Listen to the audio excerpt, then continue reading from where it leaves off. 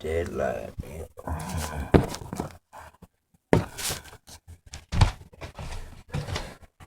Alright, what's happening? Want to have a little bit of explain some of this predictive programming I've witnessed just recently.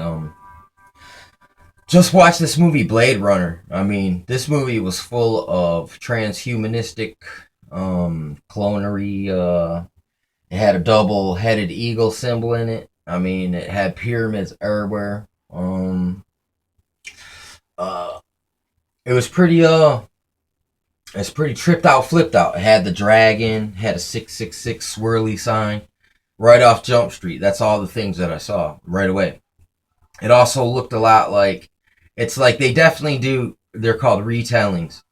Because the pyramid looks a lot like a building, a structure on the game called Halo. I can't remember which one, but it was part two. It was the one where you're the alien and the commander in chief, whatever. Chief commander, whatever. It's funny. You ever hear Bob Dylan say that and who that means, who that is? And that thing, actually, looking at Chief Commander, he looks a lot like a serpent, with its mouth open, and it's kind of weird, shining, shimmering serpent, because his visor's shimmering. But anyway, back to Blade Runner. That was just the overt stuff. Yeah, I mean, it is all over. I mean, maybe at the time people weren't aware of what all that stuff was. I also heard this guy talking about Sir Francis Bacon, how he wrote a book, New Atlantis, and how it had all these inventions wrote about that would exist in the future, and they're all here now. And I mean, they were specific devices for specific purposes, even like atmospheric condition modifiers, man. So I mean, that's thinking big time. That's funny too. That Illuminati card deck, it had I think that's what it was. It had an airplane pulling a cloud, and there was a tornado under it, but it showed a plane with a rope pulling the cloud. That's kind of funny too.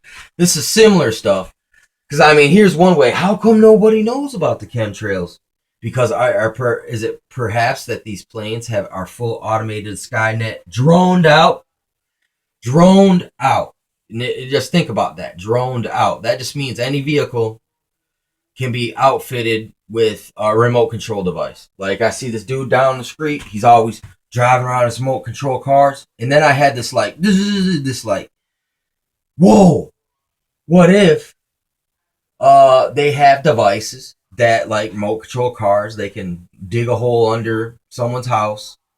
It's got a little drill on it, and it just sits under there, moves around, and you could do surveillance ops. And I was like, dude, so someone from down the road basically can have a remote control device in your shit, using that shit, just constantly monitoring you. And then, funny enough, I watched on X-Files the episode with Kill 'Em All, where it was like it was like basically about going postal, but it was showing that their machines would start saying words to them, like provoking them to some kind of a criminal act, which was kind of strange. But on that episode, there was they were talking about bug pheromones, basically, and you can look into the gay bomb where they were going to use pheromones to affect people's sexual preferences.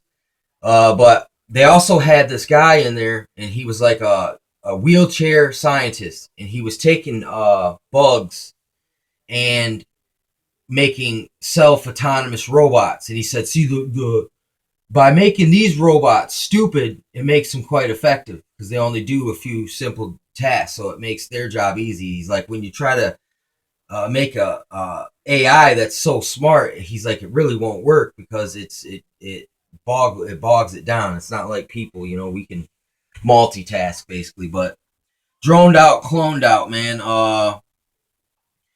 What's crazy is this is predictive programming here. Now, just thinking back on it, I had this kind of like I drew these parallels, and it's kind of a stretch. A lot of this stuff is got to speculate here. I'm not on the inside. I'm just looking at what they advertise and speculating on what their capabilities are, and did they do that? They are capable of that type of thinking. But I was watching this movie uh or the show. It's called Weeds. It was a program on Showtime, and there's this like brother-in-law dude, and he basically joined the National Guard, and he was like missing from the series for a while, and then all of a sudden he shows up, and he's like hiding. He's scared to talk to anyone, and then it goes back and shows where he was at and what he was doing. Uh, and it showed him and his buddy, and they're walking. They're in the National Guard or whatever, and they're just walking. They got both are holding these guns or whatever, and then all of a sudden you hear this like zoom, and all of a sudden the dude looks over, and the buddy he there's those two of them walking, and the other dude was dead, and there was this thing. It almost looked like a almost looked like a little miniature space shuttle is what it looked like, and the dude was like, "Oh my god, what?" And then it shows him back there telling the story that's why he basically went AWOL from the military, because he was witness to some kind of weapons test, and that the dude, they were walking almost shoulder to shoulder while they were walking, so the dude was right here. Like, I've heard war stories from people that stuff like that. The dude standing next to him, 1 minute he's there, and they look over and he's gone. All there is smoking boots. Basically, I've heard of strange stuff like that from different people, family members or whatever. Strange stuff like that. But anyway, so Blade Runner also had drones in it, but there was a lot of themes in that, and I think that movie, or it's on Netflix right now, so while it's still on there, if you've never seen, it's full of stuff, man. Predictive programming, like high-tech terminology that's we see now. It was back in '87 they made it or something like that, so it's way back. But back to the Weeds situation, where the dude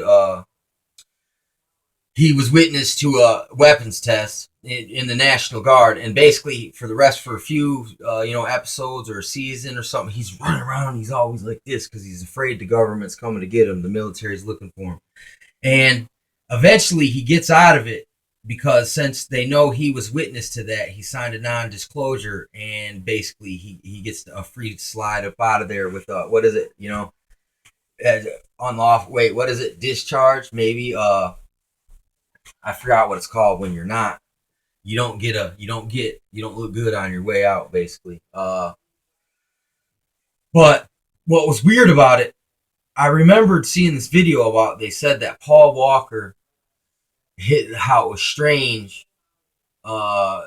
when his car explosion situation, and someone took this video and it showed, they like slowed it down, and it showed this thing come flying down out of the sky. It was so fast, it just like went whoop, whoop, like a streak, like a white streak, but there's a spot where you can see it for a split second, for like a microsecond, and it looked the same shape as that thing that I saw in that episode of Weeds, where the guy was walking in the National Guard, and the dude next to him got hit with this thing flying like at the speed of sound or whatever, hit this guy, and it was like, it was stuck clean through him. You know what I'm saying? And he was sitting there, and it's like drones. And then Tyrell Corporation, also on the movie Blade Runner. I was playing with the letters in my mind. I'm like, Skynet, that's a 6-letter mashup, and Tyrell was spelled with 6 letters too, and I'm like, you know what I'm saying? And it was all Skyneted out. Look, stuff flying and floating around.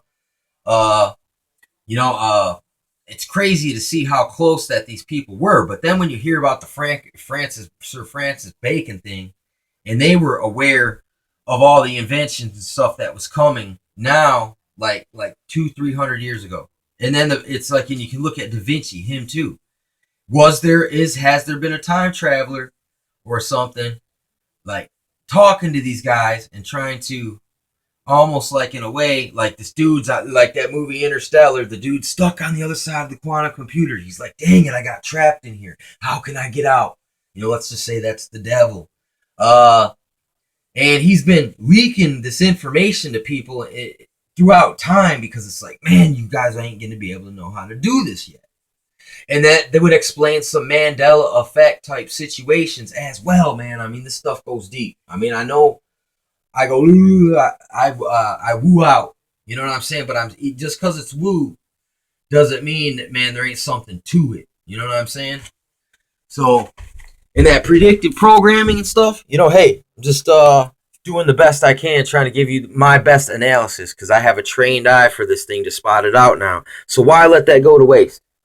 Most people don't want to listen to a documentary. They don't want to listen to preaching. But they do watch movies all the time. So in a way, you could train them like, look, this is how real it is, man. You need to reconsider, you know what I'm saying, your take on that. And I'm just saying, it's like, if you can't win them over one way, try to win them over another way. Either way, in the end, if you win them over, and if a man, convert and is saved, man, I mean, it's worth the effort, And a lot of people say, oh, you can't do nothing.